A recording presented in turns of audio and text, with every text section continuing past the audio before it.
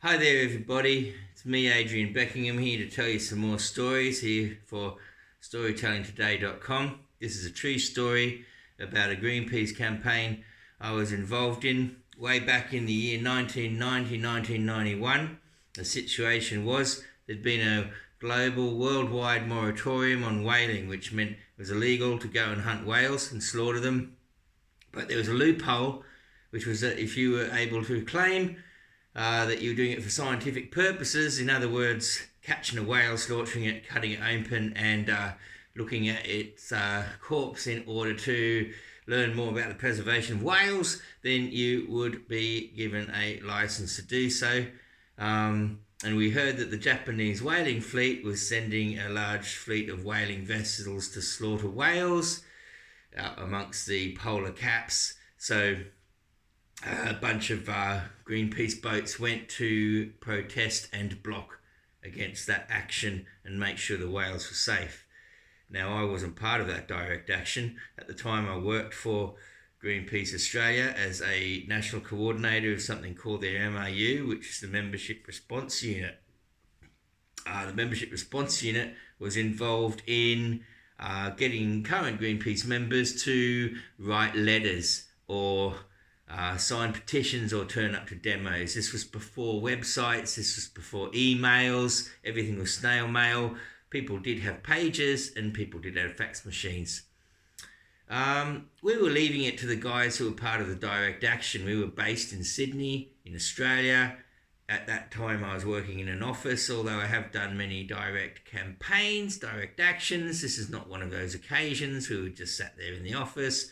Myself, a couple of other people of note, Dave Kettle. This was just after John Emerson's time. I believe Claire Averill was still there working with us. There's Justine Wileen and other folks. So if I haven't mentioned you, but basically it was myself and Dave Kettle at that point in time who were coordinating the group. There were about 180 people involved in this Greenpeace team who were actually paid staff, and we'd call up members all across Australia. We had about 90,000 members in Australia at the time, and we'd ring them up and ask them to, as I say, sign petitions, write letters, or turn up to demos on different Greenpeace campaigns.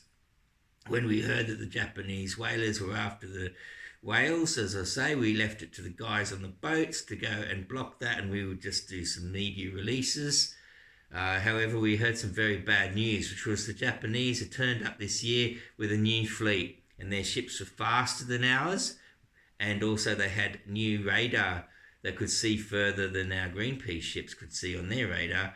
So not only could they outrun us, not only could they reach the whales before we could get in their way, but they could see us and they could see the whales while we were still running blind, not able to see anything. So we weren't going to be a very effective direct action force to protect the whales on that occasion. Our strategy at the MRU office in Sydney was to say to our team of 180 reps, listen, stop calling on whatever you're calling on for the next few days. Just call our Greenpeace members and tell them about the situation with the whales. Give them this phone number or give them this fax number, both of which would go to the Japanese Fisheries Department and say, we don't want to see any whales being killed, turn back the whaling fleet. This went on for a few days when suddenly our office received a phone call from someone who was a director, I believe, or some other head honcho. They're involved in the fishery business of Japan. Certainly somebody who was able to play some role in turning back their whaling fleet. We tried to talk to them about the need for whale preservation. They basically called us environmental terrorists. I said, don't you realise that we are a very important department? We have a lot of other things, bigger things to worry about than whales. We pointed out to them there's not much bigger than a whale. They were not amused, called us terrorists and said we had to stop all those phone calls, we had to stop all those faxes being sent in to the Fisheries Department of Japan. This, of course, only inspired us to keep going. And we worked ever so hard on calling Greenpeace members. This victory was going to belong to the Greenpeace members if it belonged to anyone at all, if we were to be the victors and the whales were to be saved. Those Australian members of Greenpeace Australia were picking up their phones, and if they had a fax machine, they were sending faxes en masse. We blocked, apparently, all other communication that was going into that fisheries ministry department there in Japan. They rang us for a second time. They insisted we stop all those messages going through by fax and by phone.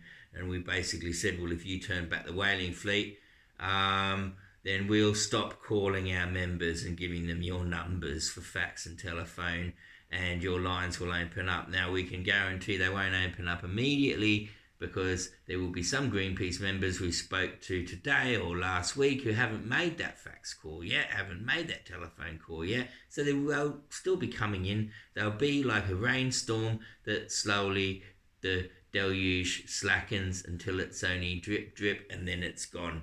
And you have our word, if you turn back the whaling fleet, pretty soon you will find that you're able to receive communications that are related to not killing whales into your important fisheries office. And that's exactly what happened. And we were delighted to be able to say that that particular year, without even leaving our seats in our Greenpeace office, we were able to back up the guys who were on the Greenpeace ships, who, as I say, were too slow and too blind to stop the improved and higher tech Japanese whaling vessels from getting to the whales. We were able to do it with the power of pure communication. We won that game of chess on that day, and the whaling fleet returned home, and we were able to say, isn't it beautiful that I can say even today, this is now nearly 30 years later, that in the year 1990-91, there's a whole population of whales that would have been slaughtered. Many of those whales would have lost members of their families, and they survived. And they would have gone on to have little baby whales who've now grown into adult whales, and they're having baby whales as well, and they're all there thanks to the work of Greenpeace, in particular Greenpeace Australia, in particular the Membership Response Unit, and I, Adrian Beckingham, am honoured to have played a role in leading that campaign. That, my friends, is what they call good karma. Always do the best that you can do in this world, and it will come back and it will thank you. Aho to that.